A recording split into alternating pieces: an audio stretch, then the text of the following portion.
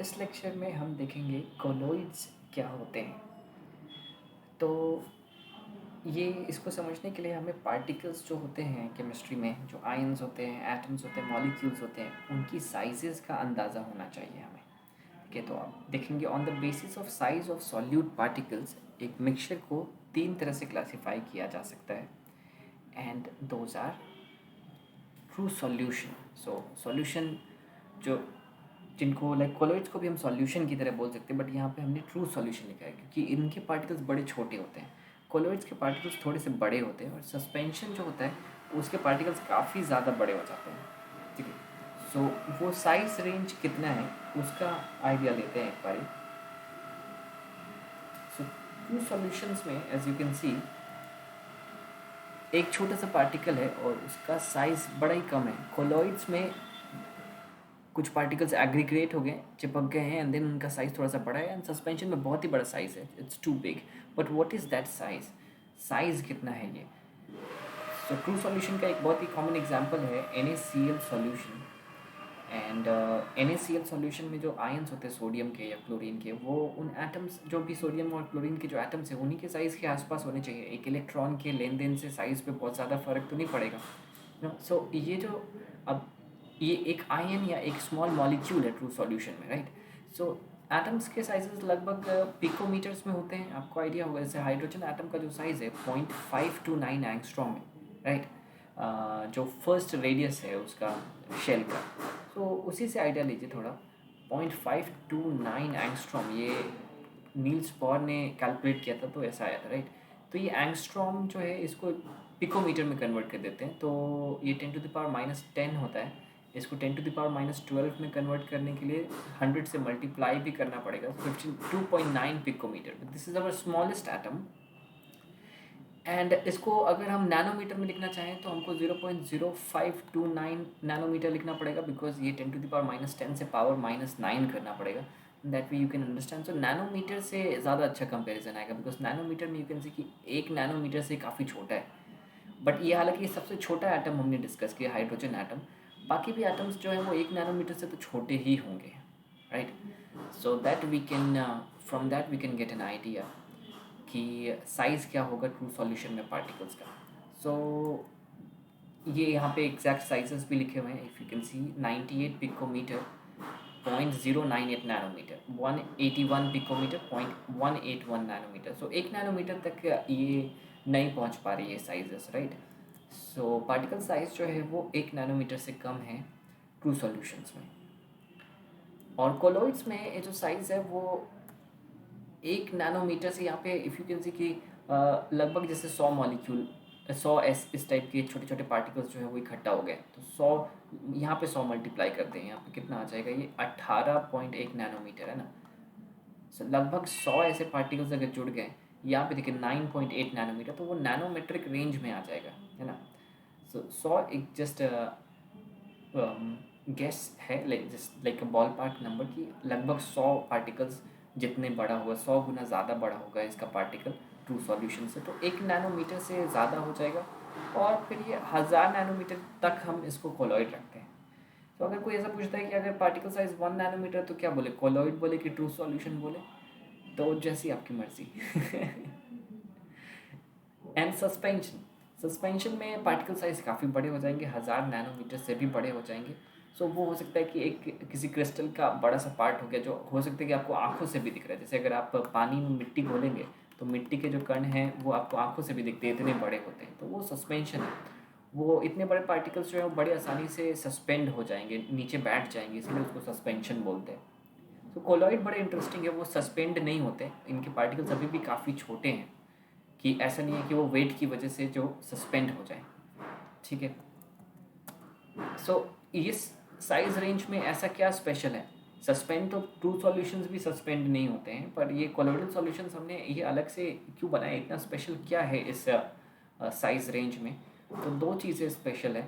जैसे जो wavelength of visible light है, जो आपको पता होगा 400 से 700 नैनोमीटर लगभग, जैसे जो ब्लू लाइट है उसका 400 नैनोमीटर वेवलेंथ है, एंड जो रेड लाइट है उसका वेवलेंथ जो है वो लगभग 700 नैनोमीटर, राइट। सो वी सी कि ये उसी रेंज के पार्टिकल्स हैं, जितना वेवलेंथ है लाइट का, विजिबल लाइट का, उसी रेंज में ये पार्टिकल्स की साइजेस हो रहे हैं, right. So that's an interesting thing. इससे कुछ इनसे कुछ इफ़ेक्ट्स वगैरह जो हैं वो हम डिस्कस करेंगे, इससे रिलेटेड, लाइट से रिलेटेड कोलॉइड पार्टिकल्स कैसे बिहेव करते हैं। But this is special about the size range. And the second one is even more interesting. So इस साइज रेंज में अगर आपके पास कोई पार्टिकल है तो इसमें आप देखेंगे कि बहुत सारा सरफेस एरिया अवेलेबल है। What do I mean by that? तो ये इसके बाहर वाला ये जो इतना सरफेस है, ये काफ़ी सारा सरफेस यहाँ पे अवेलेबल है। ओके, यहाँ पे और थोड़ा एक्सप्लेनेशन देता हूँ मैं कि जैसे मान लीजिए ये सस्पेंशन के पार्टिकल जो कि बहुत बड़े, इनको मैं छोटे छोटे टुकड़ों में कर देता हूँ और इनको नैनो साइज पार्टिकल बना लेता हूँ, तो बहुत सारा सरफेस और भी अंदर निकल के आ रहा है, राइट। ये सरफेस पहले बल्क में था, यहाँ पे देखिए कि आप ये और भी सरफेसेस यहाँ पे निकल के आ रहे हैं, ये सब पहले जुड़े हुए थे, ये सरफेस नहीं थे, अब यहाँ पे बहुत सारा सरफेस और आ रहा है। तो अगर हम किसी बड़े पार्टिकल को छोटे छोटे पार्टिकल में तोड़ देते हैं तो और सरफेस जनरेट होता है। ओके, तो सरफेस एरिया काफ़ी इंक्रीज हो गया है, ये एक चीज़ है। एंड इतना अभी आप बोलेंगे कि और ज़्यादा डिवाइड कर दीजिए, तो वो ट्रू सॉल्यूशन बना दीजिए तो बहुत सारा सरफेस और भी आ जाएगा। तो एटॉमिक लेवल पे जाके उनको डिवाइड कर देते हैं तो हमको और भी ज़्यादा सरफेस मिलेगा। ये देखिए इतना सारा सरफेस है ना, हर एक पार्टिकल के अराउंड इतना सारा सरफेस मिल रहा है आपको, राइट। बट ये सरफेस का आप कुछ यूज़ नहीं कर सकते। ये जो हमारी टेक्नोलॉजी है अभी वो नैनो टेक्नोलॉजी तक ही हम पहुँचे हैं, पिको टेक्नोलॉजी अभी आनी बाकी है। तो नैनो टेक्नोलॉजी के हिसाब से हम नैनोमेट्रिक जो पार्टिकल्स हैं उनका जो सरफेस है उसको हम अलग अलग रिएक्शंस को कराने के लिए यूज़ कर सकते हैं, उसका हम कुछ यूज़ कर सकते हैं। बट ये सरफेस इतने छोटे हो जाएंगे कि हम यहाँ पे कुछ इंजीनियरिंग नहीं कर पाएंगे। दैट्स वाई वो ये वाले सरफेसेस जो है वो काफ़ी इंपॉर्टेंट हो रहे हैं आजकल, है ना। सो नैनो टेक्नोलॉजी रिसेंट ईयर्स में डेवलप हुआ है, उसमें ये कोलॉइडल जो पार्टिकल्स है या कोलॉइडल जो केमिस्ट्री है वो काफ़ी इंपॉर्टेंट रोल प्ले करती है। ओके, सो कोलॉइड का हम ऐसा क्लासिफिकेशन भी कर सकते हैं बेस्ड ऑन, पहले देखते हैं कि फिजिकल स्टेट जो है वो डिस्पर्स्ड फेज और डिस्पर्शन मीडियम। सो डिस्पर्स्ड फेज क्या होता होगा? That's very obvious, dispersed phase and dispersion medium. Okay, so that thing which is dispersed, जो डिस्पर्स हो रही है, यानी जो पार्टिकल्स है ना, जो कोलोइडल पार्टिकल्स है वो डिस्पर्स्ड फेज बनाने चाहिए, बिकॉज वो डिस्पर्स हो रहे इन द मीडियम। जो डिस्पर्शन मीडियम है वो that's like a solvent. Dispersion medium is like a solvent and this is like a solute. Okay, right. So इस बेसिस पे हम क्लासिफिकेशन करेंगे, और ये क्लासिफिकेशन जो है हमको पता है कि on the basis of physical state अगर हम लोग कर रहे हैं तो फिजिकल स्टेट जो है वो सॉलिड, लिक्विड या गैस हो सकते हैं। तो चलिए देखते हैं कुछ इंपॉर्टेंट क्लासिफिकेशंस। सो मैं एक बारी में पूरा टैबुलेट नहीं कर रहा अभी, पहले कुछ इंपॉर्टेंट एग्जांपल्स देखते हैं, जैसे इमल्शन और सोल। ठीक है, इमल्शन सुन के आपको याद आता होगा कुछ पेंट्स होते हैं, प्लास्टिक पेंट्स वगैरह, जैसे ट्रैक्टर इमल्शन, लाइक इस टाइप के उनके नाम होते हैं, है ना। एंड सोल जो होते हैं, कुछ पेंट्स जो होते हैं वो सोल होते हैं जिनमें छोटे छोटे पार्टिकल्स भी होते हैं। जो प्लास्टिक पेंट होता है वो काफ़ी ज़्यादा स्मूथ होता है बिकॉज उसमें दो तरह के लिक्विड ही मिक्स होते हैं। और जो सोल होते हैं उस टाइप के जो पेंट होते हैं जिसमें छोटे छोटे पार्टिकल्स, दाने होते हैं जो कलर प्रोड्यूस करते हैं। सो वो वाला पेंट जो है वो, जैसे हम चूना अगर मिक्स करके घर पे लगाते हैं तो आप वो जब पेंट देखेंगे तो उसके ऊपर थोड़े थोड़े डॉट डॉट पार्टिकल्स भी आपको मिलेंगे। तो ये सोल है, और ये सॉल्यूशन की तरह, सॉल्यूशन से उठाया गया शब्द है। तो सॉल्यूशन में नॉर्मली आपके पास सॉलिड जो होता है वो लिक्विड में मिक्स होता है, तो इस तरह के जो कोलॉइड है उनको सोल बोलते हैं। और उस तरह के जो इमल्शंस होते हैं जिसमें लिक्विड लिक्विड स्टेट में ही होते हैं दोनों, उसको डिस्पर्स्ड फेज और डिस्पर्शन मीडियम दोनों लिक्विड होते हैं, उसको इमल्शन बोलते हैं हम लोग। सो ये देखिए, ऑयल इमल्शन पेंट है यहाँ पे और ऑयल बेस्ड पेंट है, उनके बीच के डिफरेंस के थ्रू आप समझ सकते हैं। ये वाले सोल है और ये वाले इमल्शन है। सो ऑयल बेस्ड पेंट में क्या होता है, is a type of paint that consist of particles of pigment suspended in drying oil. ठीक है, लेकिन आपका जो इमल्शन पेंट होता है उस वो वाटर बेस्ड होता है with various non volatile substances like alkyl और अक्राइलिक रेजिन्स वगैरह एज द बाइंड, बट ये होते दोनों लिक्विड स्टेट में। ठीक है, Fine. So solid in liquid. Oh, we are the solid in liquid, right? Sol. Solid and liquid. SO for solid and L for liquid. Solid in liquid, sol. And liquid liquid के लिए हमारे पास नाम है emulsion. लिल नहीं नाम है, emulsion. और भी एग्जांपल्स है सोल के, जैसे सेल फ्लूइड्स. सेल के अंदर जो भी फ्लूइड्स होते हैं उसमें भी थोड़े सॉलिड स्टेट में पार्टिकल्स होते होंगे. And gold sol. Gold sol बड़ा इंटरेस्टिंग है बिकॉज ये नैनो टेक्नोलॉजी की हिस्ट्री में, नैनो टेक्नोलॉजी की हिस्ट्री में एक बड़ा इंटरेस्टिंग सी चीज़ है. लाइसर्जस कप जिसको बोलते हैं, जिसमें बहुत पुराने ज़माने में लोगों ने गोल्ड सॉइल बनाया था. तो वो बार बार आ जाते हैं डिस्कशन में. जिसमें गोल्ड के पार्टिकल्स होते हैं और वो वाटर में सस्पेंडेड हो सकते हैं. और इमल्शंस के और एग्जांपल हो गए जैसे मिल्क. मिल्क में जो प्रोटीन है ना, सो वो भी लिक्विड फॉर्म में है. एंड जो मिल्क में जो सॉल्वेंट है वाटर, वो भी लिक्विड फॉर्म में है.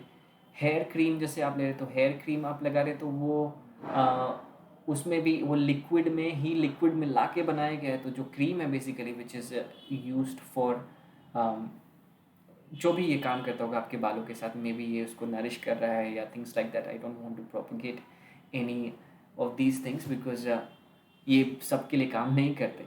बट एनीवेज, तो उसमें जो भी दो कंपोनेंट्स है वो लिक्विडी आपको महसूस होते होंगे. So that is another example of emulsion. Let's take another classes, gel and foam. ठीक है. एंड हमको ये याद नहीं करना, हमको सोचना है जेल के बारे में. सोचना है व्हाट जेल से आपको कोई एक ऐसी चीज़ सोचनी है जो जेल की तरह होती हो, और फिर वहाँ से आइडिया लगाना कि उसमें क्या हो सकता है. तो जेल से मेरे को जेली याद आता है सबसे पहले. So you can see this jelly. And उसी की तरह की चीज़ें और भी मेरे को बटर और ये चीज़ है, तो ये चीज़ याद आ रहा है. एंड इनको देख के क्या लग रहा है, इनके अंदर लिक्विड तो नहीं है, कोई सॉलिड सी चीज़ है ना, बिकॉज ये इतनी भी ज़्यादा बह नहीं जाती ये चीज़ें. There is something solid here, और उसके अंदर लिक्विड मिक्स हो सकता है. सॉलिड इन लिक्विड, वो तो सोल होता है ना. सो इट फील्स लाइक कि लिक्विड इन सॉलिड होना चाहिए, right. That way we can guess. Yes, this is liquid in solid. ठीक है. तो नाउ ये काफ़ी क्लियरली आपको समझ में आएगा. इस जेली के अंदर लिक्विडी जो भी इसमें जूसेस टाइप के हैं वो होंगे. एंड देन उसके ऊपर जो सॉलिड सा पार्ट होगा उसके अंदर ये जूसेस मिक्स्ड होंगे, right. Similar to cheese and butter. So butter में भी जो लिक्विड पार्ट है वो ऑलमोस्ट सॉलिडिफाई हो गया है. So that doesn't look like a nice example.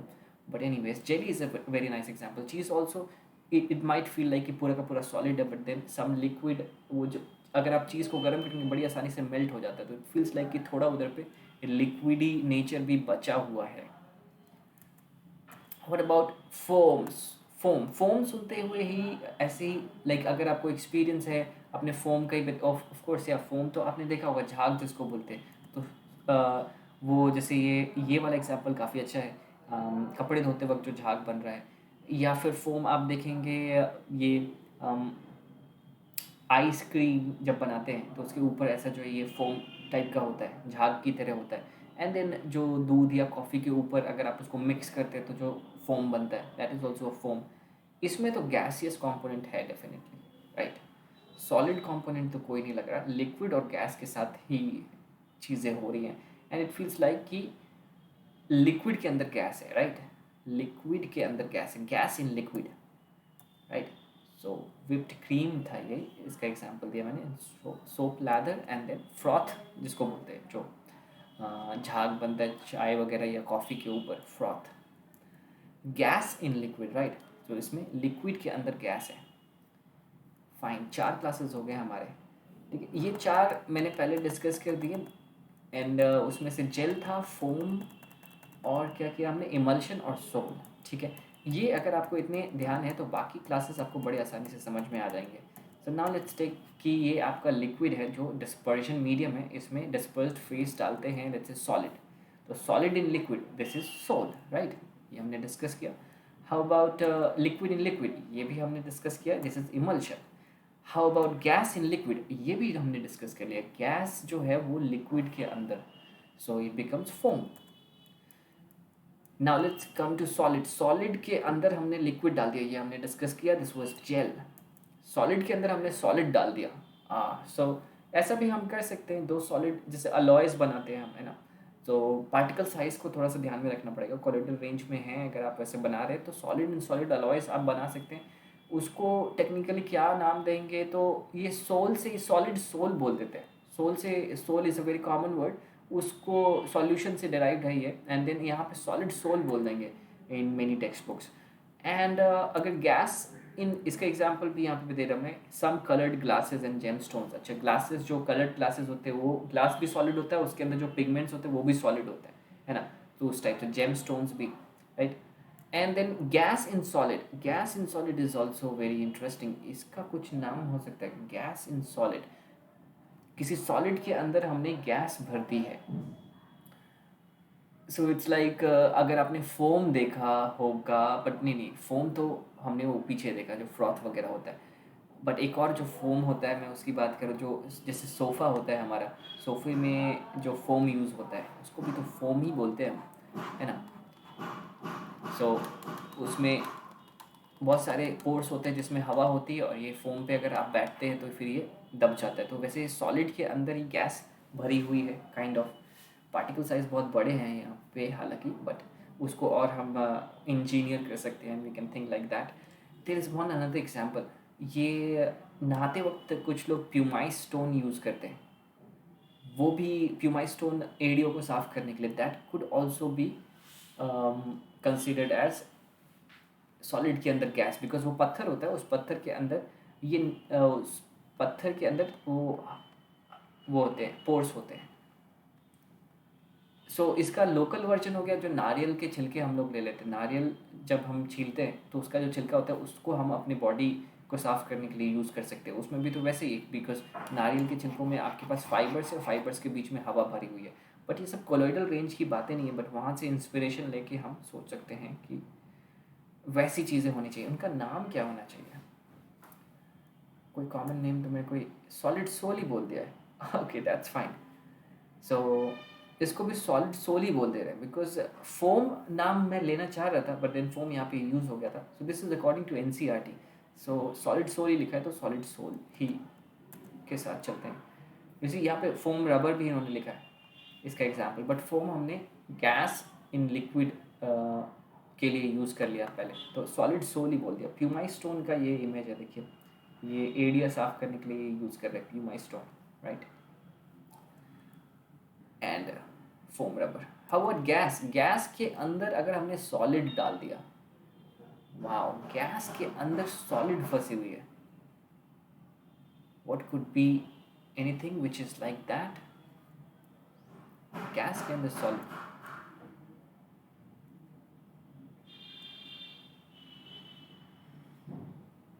aerosol. Okay, so aerosol, yeah.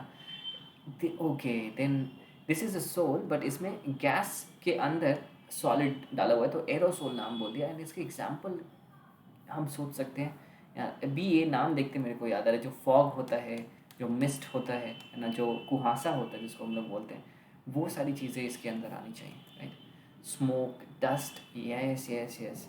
Air में जो डस्ट पार्टिकल्स है तो वो सॉलिड जो है वो एयर गैस के अंदर ही है ना, तो smoke, dust, things like that. अच्छा, सो ये जो कुहासा है उसको यहाँ पे नहीं लेना चाहिए हमें, बिकॉज एरोसोल में सॉलिड होना चाहिए गैस के अंदर, तो स्मोक और डस्ट अच्छा जा रहा है। अभी लिक्विड इन गैस में, बिकॉज जो फॉग होता है, फॉग अभी तक हमने शब्द नहीं यूज़ किया है। फॉग जो होता है या मिस्ट जो होता है उसमें वाटर के पार्टिकल्स होते हैं एयर में, तो ये वाला अभी आएगा आपका इधर पे, राइट। इनको भी एयरसोल लिख दिया गया है टेक्स्ट बुक में, सो दैट्स फाइन। इनको भी एरोसोल बोल रहे हैं, बट एग्जाम्पल फॉग और मिस्ट या cloud. And how about gas in gas? तो गैस और गैस तो आपस में मिक्स ही हो जाएंगे, उसमें कोलोइडल सॉल्यूशन बनने का कोई वो सिचुएशन नहीं दिख रहा मुझे, बिकॉज गैस के पार्टिकल्स वैसे दूर दूर होते हैं, एंड देन वो कोलोइडल पार्टिकल्स बना ही नहीं पाएंगे। दोनों गैस है, डिस्पर्स्ड फेज भी और डिस्पर्जन मीडियम भी, तो ऐसा तो कुछ नहीं होगा। So this is how you can relate all these different classes. 1 2 3 4 5 6 7 8 9वां क्लास जो नहीं है, गैस इन गैस जो है, उस वैसा कोई एग्जाम्पल नहीं है, बिकॉज गैस और गैस जो है वो डिजॉल्व हो जाते हैं कम्प्लीटली, और गैस के पार्टिकल्स छोटे होते हैं।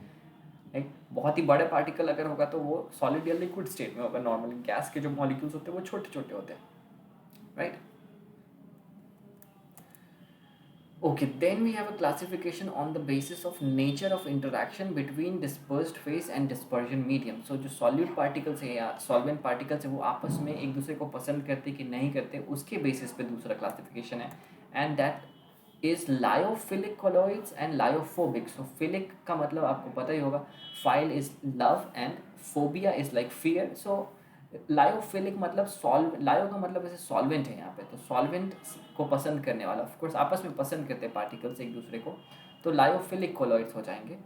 एंड लायोफोबिक कोलॉइड्स जो है वो आपस में एक पार्टिकल्स एक दूसरे को पसंद नहीं करेंगे। Lyo is technically liquid, but then उसको सॉल्वेंट की तरह या डिस्पर्शन मीडियम की तरह देख सकते हैं आप।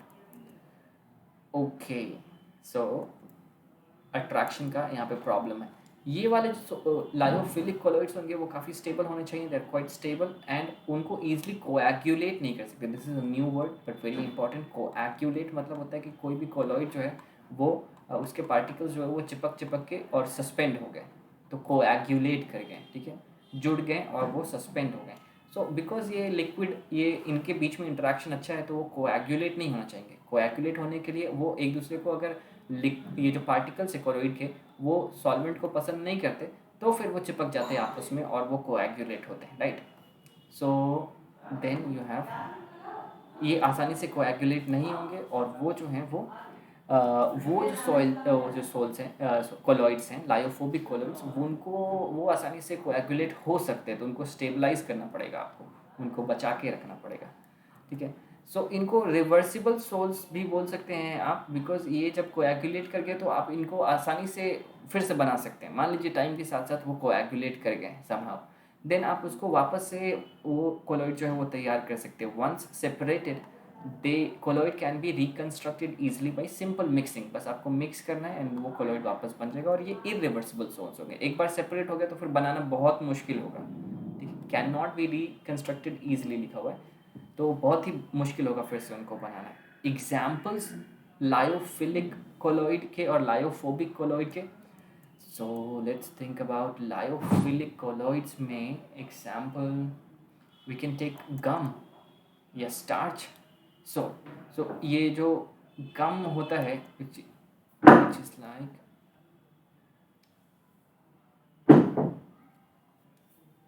सो सपोज ये गम का सॉल्यूशन है, ये अगर धीमे धीमे कोएगुलेट कर जाता है या सूख जाता है, आपने देखा होगा गोंद अगर आपने यूज़ किया है तो वो सूख जाता है, तो उसमें पानी डाल के हम घोलते हैं, वापस से वो गोंद रेडी हो जाता है, बिकॉज उसके पार्टिकल्स एक दूसरे वो लिक्विड को पसंद करते होने चाहिए, वाटर को पसंद करने चाहिए तभी, राइट। सो एंड स्टार्च का सॉल्यूशन भी, स्टार्च का जो सोल है, स्टार्च के पार्टिकल्स काफ़ी बड़े बड़े होते हैं पूरी तरह से अगर हाइड्रोलाइज नहीं हुए तो उनमें भी बहुत सारे हाइड्रोक्सिल ग्रुप्स होते हैं, राइट, OH ग्रुप्स होते हैं, एंड या OH ग्रुप्स होते हैं, बिकॉज कार्बोहाइड्रेट्स में बहुत सारे OH ग्रुप्स होते हैं। सो उसकी थ्रू वो लोग हाइड्रोजन बॉन्डिंग करके वाटर के साथ वो वापस से आप स्टार्च का सॉल्यूशन रीजनरेट कर सकते हैं। तो लायोफिलिक कोलॉइड की एग्जाम्पल है। लायोफोबिक का एक एग्जाम्पल हो जाएगा मिल्क अगर उसका सारा सेपरेट हो गया, जो बटर बन गया या फिर दही बन गया, कर्ड बन गया, तो वो सब फिर वापस से बनाना बहुत मुश्किल हो जाता है। एंड गोल्ड सोल्स भी यहाँ पे एक एग्जाम्पल दे रहे हैं, गोल्ड सोल्स, या that's a good example also. Gold sol जो है वो भी लायोफोबिक कोलॉइड की तरह देख रहे हैं। Why so? Because if you have a gold sol and let's say कि गोल्ड के आप उसमें छोटे छोटे पार्टिकल्स हैं और वाटर है, तो वाटर से गोल्ड को कोई खास लगाव नहीं है, ये तो फिर ये कोलॉइड बनता कैसे? तो थोड़े बहुत एक्स्ट्रा इलेक्ट्रॉन्स इसके ऊपर रहते हैं ना, उसकी वजह से ये कोलॉइड स्टेबल होता है। लेकिन जैसे ये सब जो गोल्ड के जो पार्टिकल्स हैं वो आपस में चिपकने लग जाएंगे तो वो लैटिस बनाने लग जाएंगे बहुत अच्छा, और वो कोएगुलेट हो जाएंगे, फिर वो सोल बनाना बहुत मुश्किल हो जाएगा। So gold sol is an example of lyophobic colloid. Let's see तीसरा क्लासिफिकेशन है वो type of the particles of the dispersed phase. तो जो कोलॉइडल पार्टिकल है वो किस तरह का पार्टिकल है, और उस बेसिस पे आपके पास है पहले multi molecular colloid and then macro molecular colloid and associated colloid. So multi molecular colloid का क्या मतलब हो रहा है कि बहुत सारे मॉलिक्यूल्स होंगे उसमें, ठीक है। और मैक्रो मॉलिक्यूलर कोलॉइड का क्या मतलब हो रहा है कि एक ही मॉलिक्यूल है जो काफ़ी बड़ा है, macro molecule, right. And associated colloid क्या हो रहा है कि बहुत सारे जो मॉलिक्यूल है वो किसी तरह से एसोसिएट हो जा रहे हैं। Which can be thought as a multi molecular colloid, because वो भी तो वहाँ पे भी तो जो बहुत सारे मॉलिक्यूल है वो एसोसिएट ही हो रहे हैं, बट यहाँ पे मिसल फॉर्मेशन को ध्यान में रख के ये अलग से क्लास बनाया गया है. लेट्स सी सम एग्जांपल्स, तो हमको और अच्छे से समझ में आएगा वो अलग क्यों रखा गया है. सो मल्टी मॉलिक्यूलर कोलॉइड में सेम काइंड ऑफ मॉलिक्यूल या एटम जो है वो एग्रीग्रेट हो जाएंगे और कोलोइडल पार्टिकल्स बनाएंगे. एग्जांपल जैसे गोल्ड सोल, गोल्ड का एक एटम और मतलब उसके 100-200 अगर एटम्स जो हैं वो जुड़ गए तो कोलोइडल रेंज में आ जाएगा वो पार्टिकल, है ना. और उसमें एक ही तरह का एटम, या तो मॉलिक्यूल नहीं है बट या एटम है, बट वही एग्रीग्रेट होके आपको मल्टी मॉलिक्यूलर कोलॉइड दे रहा है, राइट. गोल्ड सोल, तो गोल्ड सोल के नैनो पार्टिकल्स यू कैन सी इस टाइप से दिखते हैं. ये इलेक्ट्रॉन माइक्रोस्कोप से लिया गया इमेज है. Okay, and then how about macro molecular colloid. So कोई बहुत ही बड़ा प्रोटीन का मॉलिक्यूल है जैसे, और उसका कोलॉइड बन गया, तो जैसे मिल्क हो गया, मिल्क में जो प्रोटीन्स है ना, वो मैक्रो मॉलिक्यूल है और उसका साइज जो है काफ़ी बड़ा है और कोलोइडल पार्टिकल की साइज रेंज में वो आ सकता है. So that is going to be our next example. Milk में ये कोई प्रोटीन का मॉलिक्यूल लिया हुआ है, या मिल्क में जो प्रोटीन है शायद उसका मॉलिक्यूल ऐसा दिखाने की कोशिश की गई है, ये एक ही मॉलिक्यूल है, राइट, जो इतना बड़ा हो गया प्रोटीन का मॉलिक्यूल.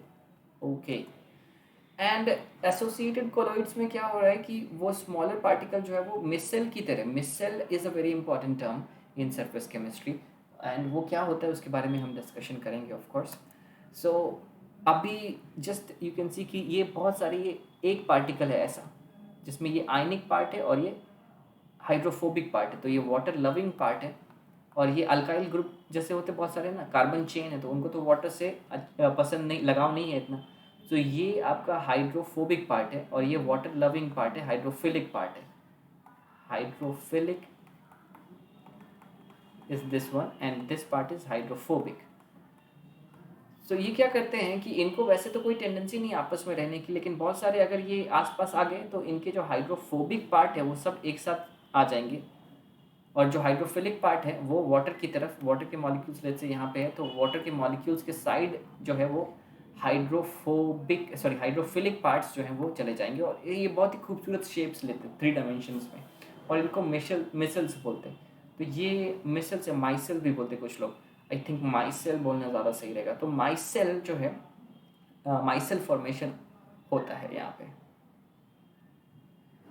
एसोसिएटेड कोलॉइड्स में. माइसेल फॉर्मेशन के बारे में थोड़ी और डिटेल लेता हूँ. जैसे आपका ये डिटर्जेंट है या सोप है, उसके अंदर पार्टिकल्स होते हैं, और एक मैंने फॉर एग्जांपल ऐसा पार्टिकल ले लिया जो बहुत बड़ा, इसमें अल्काइल चेन है और इधर पे एक एसिड ग्रुप है जो आयंस के साथ जुड़ा हुआ है, सोडियम के आयंस के साथ. तो ये सोडियम स्टीयरेट का एग्जाम्पल लिया मैंने. अब जब इसमें पानी में इसको मिलाएंगे तो ये चीज़ जो है वो घुल जाएगी, है ना. ये मॉलिक्यूल जो है डिसोसिएट हो जाएगा स्टीरिएट आयन में एंड सोडियम आयन में, ठीक है. और इस टाइप से पार्टिकल्स ये पानी के अंदर ऐसे ऐसे ये पार्टिकल्स अरेंज हो जाएंगे. अब मान लीजिए आपने बहुत सारा, ये एक सॉल्यूशन बना है अभी, ठीक है, अभी यहाँ पे माइसेल फॉर्मेशन नहीं हुआ है. तो typical solution of soluble ionic compound, जैसे NaCl का सॉल्यूशन होता है वैसे ही अभी सॉल्यूशन बना है. देन आपको टेम्परेचर और कॉन्सेंट्रेशन को थोड़ा सा कंट्रोल करना पड़ेगा, तब बनेगा माइसेल, ठीक है. So if the temperature is high enough, temperature आपने हाई इनफ रखा है ताकि वो घुल पाए आसानी से, ठीक है. तो जिस टेम्परेचर के ऊपर ये बनता है मिसल, उसको क्राफ्ट टेम्परेचर बोलते हैं. तो अबव क्राफ्ट टेम्परेचर आपने रखा है टेम्परेचर को, एंड कॉन्सेंट्रेशन भी आपने सही सा रखा है. बहुत कम रखेंगे तो पार्टिकल्स बहुत दूर दूर होंगे तो फिर वो मिसल नहीं बना पाएंगे, ठीक है. तो कॉन्सेंट्रेशन भी गुड इनफ होना चाहिए और टेम्परेचर भी हाई इनफ होना चाहिए. जिस कॉन्सेंट्रेशन के ऊपर मिसल बनेगा उसको क्रिटिकल मिसल कॉन्सेंट्रेशन बोलते हैं, ठीक है. तब जाके आपका मिसल बनता है. ये 2 कंडीशन सेटिस्फाई होती हैं. तो नाउ यू कैन सी कि ऐसे आयंस है, हाइड्रोफोबिक पार्ट है, हाइड्रोफिलिक पार्ट है, एंड देन ये मिसल बनाएंगे. तो हाइड्रोफोबिक पार्ट जो है वो सारे एक दूसरे को पसंद करेंगे, तो एक दूसरे के नज़दीक आना चाहेंगे, और हाइड्रोफिलिक पार्ट जो है वो वाटर की तरफ फेसिंग होंगे. इस तरह से मिसल बन सकता है, ठीक है. So this is a graph which is very important. ये टेम्परेचर वर्सेस कॉन्सेंट्रेशन का ग्राफ है. तो सपोज आपका टेम्परेचर जो है, ये मिसल यहाँ पे बन रहा है, राइट. ये क्या दिखा रहा है, ये मिसल्स नहीं है, यहाँ पे आपके मिसल फॉर्मेशन हो रहा है इस सेक्शन में, या माइसल फॉर्मेशन. एंड यहाँ पे भी दिख रहे हैं कि ये आयंस जो है वो घुले हुए हैं पर माइसेल नहीं बना रहे। क्यों? क्योंकि कॉन्सेंट्रेशन इस वाले सेक्शन में देखिए बहुत कम है, कॉन्सेंट्रेशन लो, ठीक है। इधर माइसेल क्यों नहीं बन रहे? बिकॉज टेम्परेचर बहुत लो है, यहाँ पे T is very low, T is low, temperature low है तो वो जो मॉलिक्यूल्स है वो सॉलिड फॉर्म में ही है, ठीक है। तो टेम्परेचर भी आपको इससे क्रॉस करना पड़ेगा, कॉन्सेंट्रेशन भी आपको बनाना पड़ेगा अच्छा खासा, तब जाके माइसेल फॉर्मेशन होगा। हाउ अबाउट दिस, ये यहाँ पे क्या है, ये सेक्शन क्या है? तो टेम्परेचर भी बहुत लो है और कॉन्सेंट्रेशन भी बहुत लो है, कॉन्सेंट्रेशन भी बहुत लो है और टेम्परेचर भी बहुत लो है। एंड देन ये सॉल्युबिलिटी लिमिट बना रखी है यहाँ पे, सॉल्युबिलिटी लिमिट। एंड देन यहाँ पे भी ऐसा एक पार्टिकल करके दिखाया हुआ। व्हाट इज दिस सेक्शन, इसको थोड़ा समझने की कोशिश करते हैं। सो लेट्स सी कि टेम्परेचर जो है वो लो है और कॉन्सेंट्रेशन बहुत ही कम है, तो इसका मतलब है कि वो सॉलिड फॉर्म में हो नहीं सकते। वो सारे जो बहुत ही थोड़े थोड़े से पार्टिकल हैं, बहुत ही ठंडा सा सॉल्यूशन है डिटर्जेंट पाउडर का, एंड उसमें बहुत ही थोड़ा सा डिटर्जेंट मॉलिक्यूल्स है और बहुत ही ठंडे हैं ये, तो वो अलग अलग है। एंड देन कॉन्सेंट्रेशन जो है वो थोड़ा सा आप हाई करते हैं, तो वो बिकॉज टेम्परेचर ठंडा है, अभी भी टेम्परेचर को आप चेंज नहीं कर रहे हैं, I am going from here to there, ठीक है, यहाँ से ऊपर की तरफ जाने की कोशिश कर रहा हूँ मैं। सो जब आप टेम्परेचर बहुत ही कम रखते हैं और कॉन्सेंट्रेशन बढ़ाएंगे तो ये घुलेंगे नहीं, ये सॉलिडिफाई कर जाएंगे, राइट। तो एक सॉल्युबिलिटी लिमिट है यहाँ पे, उसके बाद फिर ये सॉलिड वाला रीजन है, राइट। तो यहाँ पे ये सॉलिड फॉर्म में है, यहाँ पे ये माइसेल फॉर्म में है और यहाँ पे ये डिसॉल्व फॉर्म में है, ठीक है। नाउ यू कैन अंडरस्टैंड ये सॉल्युबिलिटी लिमिट का क्या मतलब है, कि आपको कॉन्सेंट्रेशन अगर आप कम टेम्परेचर पे बढ़ाएंगे तो फिर वो माइसेल नहीं बनेगा, वो सॉलिडिफाई कर जाएंगे, क्रिस्टल बना देंगे, राइट। यस, सो माइसेल फॉर्मेशन के लिए ये कंडीशंस जो हैं वो रिक्वायर्ड हैं। सोप्स के लिए जो CMC है, क्रिटिकल माइसेल कॉन्सेंट्रेशन है, वो उसका अंदाज़ा बस एक ले लीजिए, 10⁻⁻4 से 10⁻³ मोल पर लीटर होना चाहिए, मिसिंग है। एंड माइसेल में 100 मॉलिक्यूल्स से भी ज़्यादा हो सकते हैं और उनका शेप भी काफ़ी अलग अलग टाइप का हो सकता है। ओके, सो जो सोप्स होते हैं वो कपड़ों को कैसे साफ़ करते हैं उसका भी एक थोड़ा सा डिस्क्रिप्शन देना चाहूँगा मैं। तो suppose this is water and then ये कपड़े का एक धागा है जिसके अंदर ये ऑयल का टुकड़ा है, हाइड्रोफोबिक है। अगर जो गंदगी होती है वो उसको पानी से लगाव होता तो हम कपड़ों को सिर्फ पानी में डालते और निकालते और कपड़े साफ़ हो जाते, लेकिन वो गंदगी अगर पानी से नहीं निकल रही है मतलब वो हाइड्रोफोबिक होनी चाहिए, right. So this is hydrophobic part.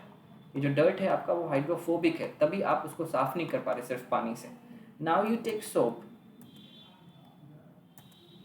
तो सोप के मॉलिक्यूल्स यहाँ पे आएंगे एंड आपने टेम्परेचर वगैरह भी ठीक ठाक रखा है, कॉन्सेंट्रेशन भी सोप का ठीक ठाक रखा है, तो ये जो सोप के मॉलिक्यूल्स है अब ये हाइड्रोफोबिक पार्ट इनको एक और चीज़ मिल जाएगी जिसकी तरफ ये अट्रैक्ट होंगे। आपस में तो ये अट्रैक्ट होते हैं, आपस में ये हाइड्रोफोबिक पार्ट्स तो अट्रैक्ट होते हैं, लेकिन इनको यहाँ पे एक सेंटर मिल जाएगा जहाँ पे वो अच्छे से अट्रैक्ट हो सकते हैं। तो ऐसे बहुत सारे पार्टिकल्स वहाँ पे आके चिपकने लग जाएंगे और उसको वो अलग ले जाएंगे और भी पार्टिकल्स ताकि वहाँ से जुड़ पाए, राइट। सो इस तरह से आपको यहाँ पे जो माइसेल मिलेगा उसके बीच में आपको हाइड्रोफोबिक एक पार्टिकल भी मिलेगा। तो ये जो माइसेल है इसमें दोनों चीज़ें, ऐसे भी माइसेल बन सकते हैं बिना ये डर्ट के, है ना, इसके बिना भी माइसेल बन सकता था, पर इधर पे और अच्छा कंडीशन है और अच्छी सिचुएशन है माइसेल बनने के लिए, तो वो बन जाता है। तो कपड़े धोने से ये जो गंदगी होती है वो इस तरह से बाहर निकल जाती है, राइट। देन सो इस लेक्चर में इतना ही। नेक्स्ट लेक्चर में हम कुछ और बातें देखेंगे कोलॉइड्स के बारे में एंड कुछ क्वेश्चंस भी हम सॉल्व करेंगे। Thank you.